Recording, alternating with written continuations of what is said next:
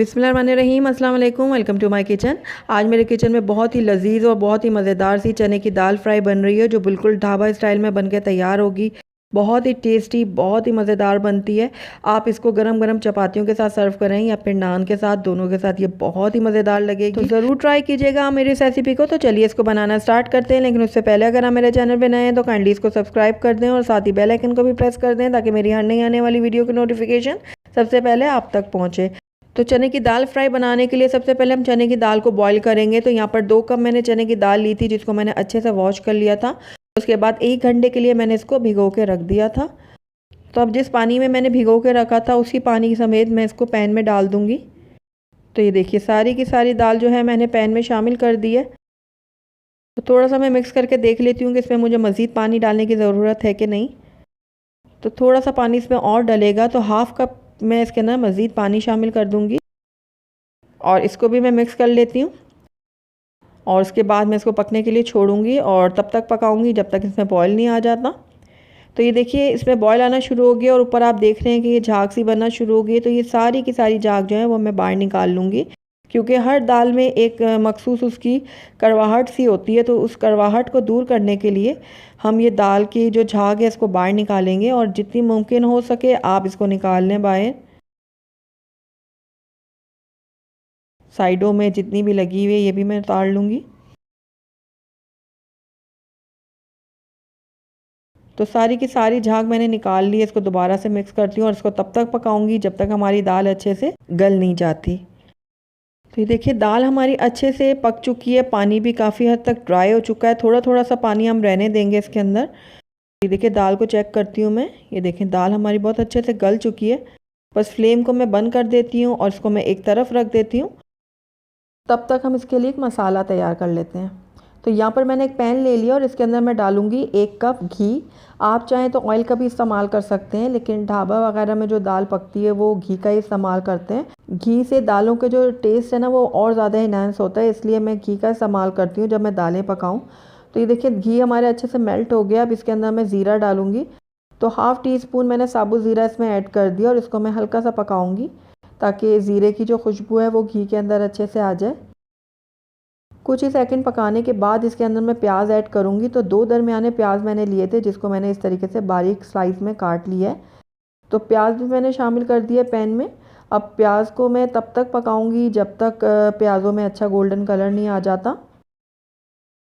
तो देखिए, प्याज हमारे अच्छे से गोल्डन हो चुके हैं। इस टाइम पे आकर इसके अंदर मैं लहसुन अदरक का पेस्ट शामिल कर रही हूँ। तो 1 खाने का चम्मच मैंने लहसुन अदरक का पेस्ट इसमें डाल दिया है। इसको भी मैं फ्राई करूँगी और तब तक फ्राई करूँगी जब तक इसके अंदर जो एक कच्ची स्मेल होती है वो ख़त्म ना हो जाए। तो बस लहसुन अदरक को भी मैंने फ्राई कर लिया है। अब इसके अंदर मैं टमाटर ऐड करूँगी। तो यहाँ पर मैंने 2 दरमियाने टमाटर लिए थे, जिनको मैंने बारीक चॉप कर लिया बिल्कुल। तो ये भी मैंने इसमें ऐड कर दिया। इसको भी मैं अच्छे से मिक्स कर लूँगी। तो कुछ देर के लिए मैंने टमाटरों को भी फ्राई कर लिया है। तो अब इसके अंदर मैं 1/4 कप पानी ऐड कर दूँगी और इसको थोड़ा सा मिक्स करूँगी, ताकि जब इसमें हम ड्राई स्पाइसेस डालें तो वो जले ना। तो सबसे पहले इसके अंदर मैं 1 खाने का चम्मच डालूँगी धनिया पाउडर। ये मैंने भुना हुआ कूटा हुआ डाला है इसके अंदर धनिया पाउडर। आप चाहें तो बारीक पिसा हुआ भी डाल सकते हैं। साथ ही नमक मैंने हस्बे ज़रूरत डाल दिया, और हल्दी पाउडर इसमें जाएगा हाफ़ टी स्पून के बराबर। अब तीनों चीज़ों को मैं कर लूँगी मिक्स। तो मिक्स करने के बाद अब इसको कवर करूँगी, और कवर करने के बाद इसको मैं तब तक पकाऊँगी जब तक हमारे प्याज टमाटर अच्छे से गल नहीं जाते और मसाले हमारे अच्छे से पक नहीं जाते। तो तकरीबन 4 से 5 मिनट हो गए लो फ्लेम में इनको पकते हुए, और ये देखिए, टमाटर और प्याज हमारे बहुत अच्छे से गल चुके हैं और इसका जो मसाला है वो भी बहुत अच्छे से पक चुका है। तो बस इस टाइम पे आकर इसके अंदर मैं दाल ऐड कर दूंगी, जो अभी हमने बॉईल करके रखी हुई थी। तो ये सारी की सारी दाल मैं इसमें डाल दूंगी।